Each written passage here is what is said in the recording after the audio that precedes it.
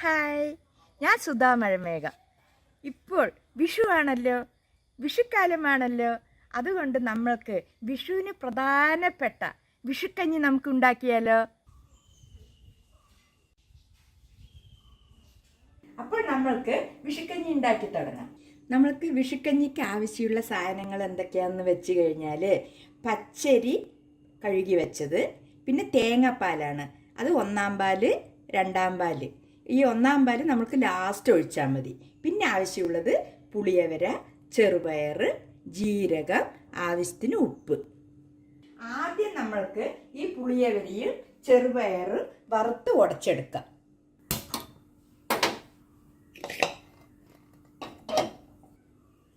ഈ പുളിയവരയും ചെറുപയറൊക്കെ വറുത്തിട്ട് അതിൻ്റെ ആ പരിപ്പെടുത്ത ശേഷം ആ മണം ഉണ്ടല്ലോ, ആ കഞ്ഞിക്ക് സൂപ്പറായിരിക്കും. നല്ല രുചിയും ഉണ്ടാവും. ഇത് നമുക്ക് കാണാൻ പോവുകയല്ലേ. ആദ്യം പുളിയവര വറുക്കാം. നമുക്ക്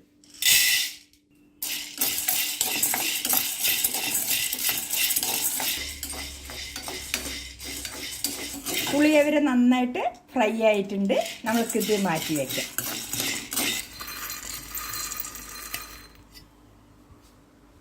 ഇനി നമുക്ക് ചെറുപയർ വറുത്തെടുക്കാം.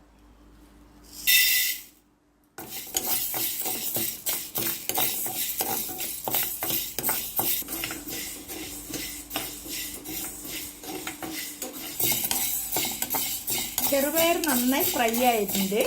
ഇനി നമ്മൾക്ക് ഇത് രണ്ടും നന്നായി ആറിയ ശേഷം ഉടച്ചെടുക്കാം.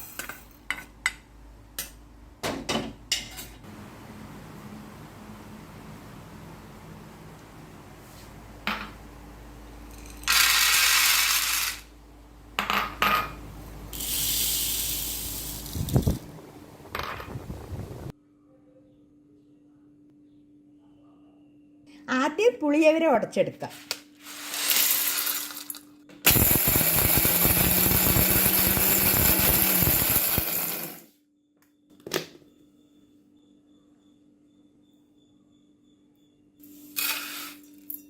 ഇനി നമുക്ക് ചെറുപയറും കൂടെ ഉടച്ചെടുക്കാം.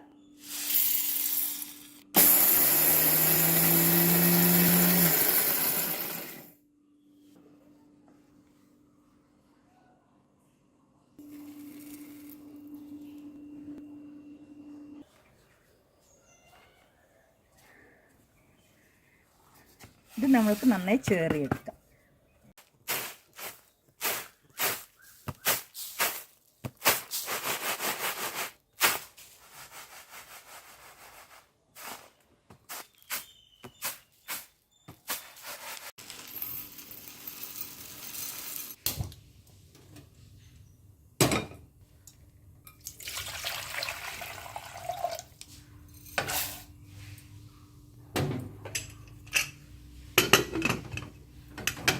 നമ്മൾക്ക് പുളിയവരയും ചെറുപയറും വേകുമ്പോഴേക്ക് നമ്മൾക്ക് അരി വേകാനുള്ളത് ചെയ്തെടുക്കാം. ഇത് രണ്ടാം പാലാണ്. ഇത് നമ്മൾക്ക് ഒഴിച്ചിട്ട് ബാക്കി നമ്മൾക്ക് വെള്ളം എത്ര ആവശ്യമുണ്ടോ അത് നമുക്ക് ഒഴിച്ചെടുക്കാം.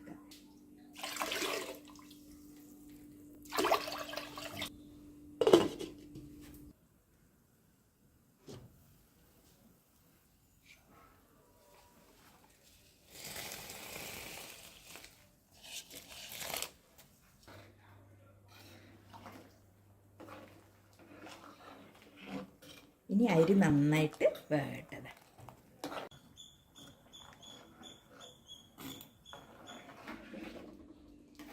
ഇപ്പോൾ അരി നന്നായി വെന്തിട്ടുണ്ട്.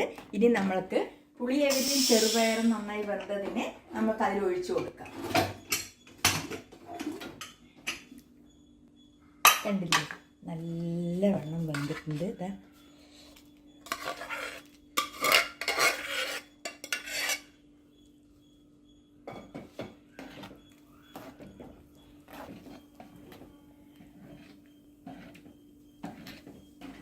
ഇതിലേക്ക് നമ്മൾ ഒന്നാം പാൽ ഒഴിച്ചു കൊടുക്കാം.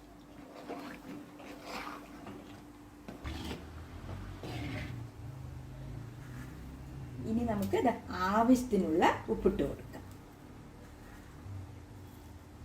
ഒരു നുള്ള് ജീരകം,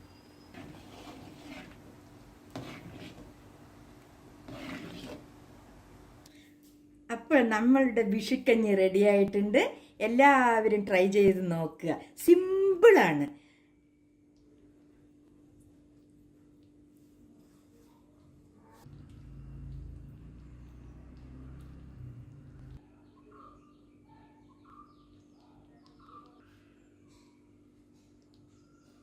ഇനി ഇതുപോലുള്ള റെസിപ്പീസൊക്കെ വന്നുകൊണ്ടേയിരിക്കും.